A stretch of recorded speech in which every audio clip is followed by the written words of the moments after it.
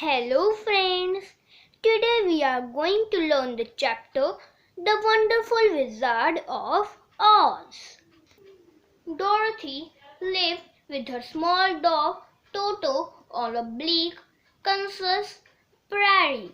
One day, a dangerous cyclone swept across the prairie and picked up the house with Dorothy and Toto still inside.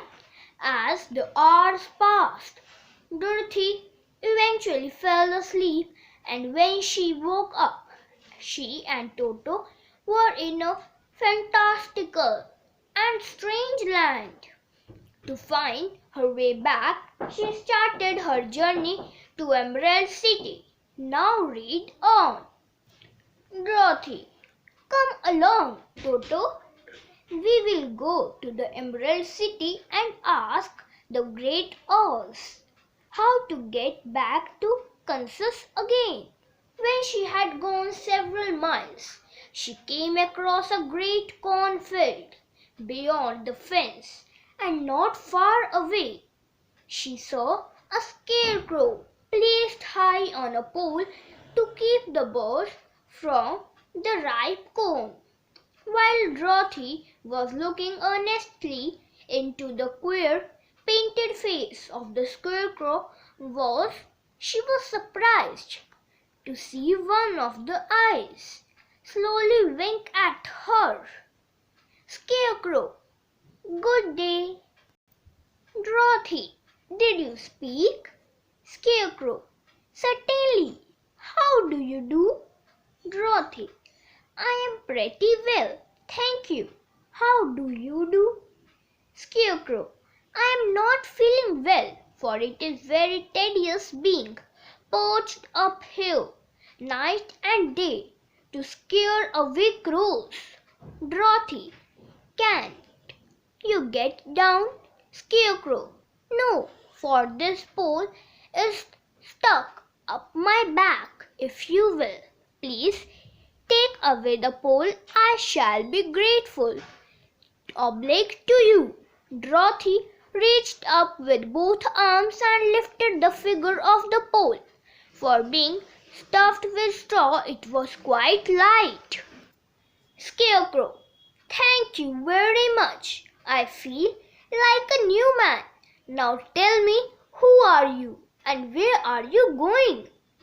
Dorothy, my name is Dorothy, and I am going to the Emerald City to ask the Great Oz to send me back to Kansas again. Scarecrow, where is the Emerald City and who is Oz? Dorothy, why, don't you know? Scarecrow, no, indeed, I don't know anything. You see, I am stuffed, so I have no brains at all. Dorothy, oh, I am awfully sorry for you. Do you think if I go to the Emerald City with you, Oz would give me some brains? Dorothy, I cannot tell, but you may come with me if you like. If Oz will not give you any brains, you will be no worse off than you are now. Scarecrow, that is true.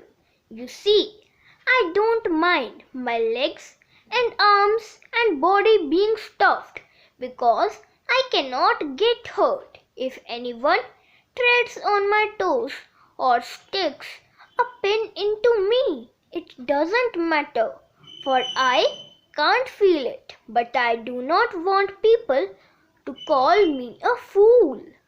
Dorothy, I understand how you feel. If you will come with me, I will ask Oz to do all he can for you. Scarecrow, thank you.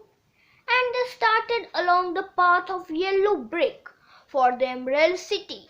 After an hour or so, the light faded away, and they found themselves stumbling in the darkness.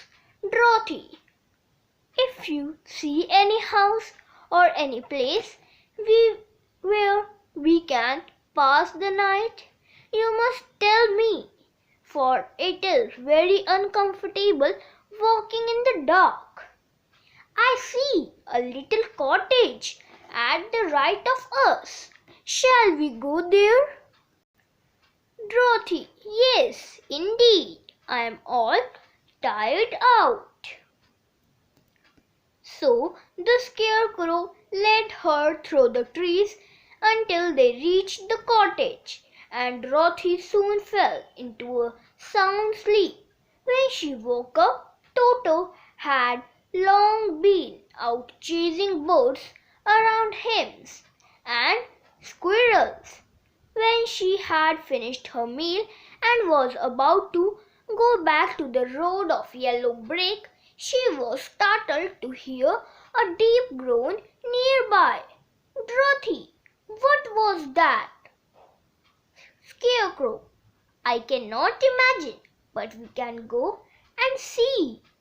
One of the big trees had been partly chopped through, and standing beside it, with an uplifted axe in his hands, was a man made entirely of tin. His head and arms and legs were jointed upon his body, but he stood perfectly motionless, as if he could not stir at all. Dorothy looked at him in amazement, and so did the Scarecrow, while Toto barked sharply and made a snap at the tin legs, which hurt his teeth. Dorothy, did you groan? Tin Man, yes, I did. I have been groaning for more than a year, and no one has ever heard me before or come to help me. Dorothy, what can I do for you? Tin Man, get an oil can and oil my joints. They are rusted so badly that I cannot move them at all. If I am well oiled, I shall soon be all right again. You will find an oil can on a shelf in my cottage. Dorothy, where are your joints? Tin Man, oil my neck first, then oil the joints in my arms. And Dorothy oiled them, and the Scarecrow bent them carefully until they were quite free from rust and as good as new. Tin Man, this is a great comfort. I have been holding that axe in the air ever since I rusted, and I am glad to be able to put it down at last. Now, if you will oil the joints of my legs, I shall be all right once more. So they oiled his legs until he could move them freely. Tin Man, I might have stood there always if you had not come along. How did you happen to be here? Dorothy, we are on our way to the Emerald City to see the Great Oz. Tin Man, why do you wish to see the Oz? Dorothy, I want him to send me back to Kansas, and the Scarecrow wants him to put a few brains into his head. The Tin Woodman appeared to think deeply for a moment. Tin Man, do you suppose Oz could give me a hurt? Dorothy, why, I guess so. It would be as easy as to give the Scarecrow brains. Tin Man, so if you will allow me to join your party, I will also go to the Emerald City and ask the Oz to help me.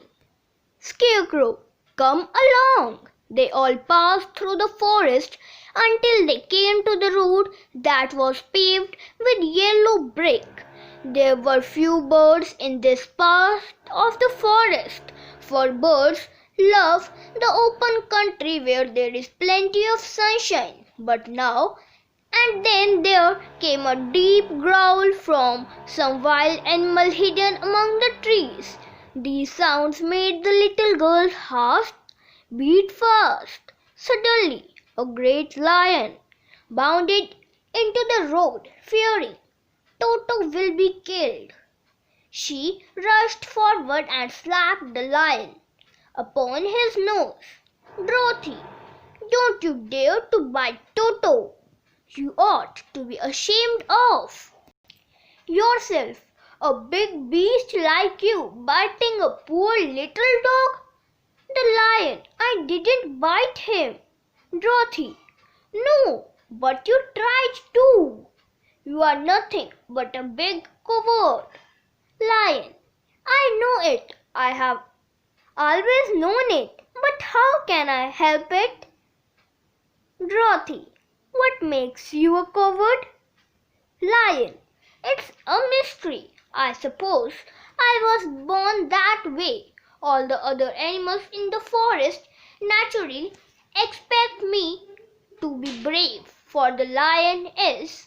I roared very loudly. Every living thing was frightened and got out of my way.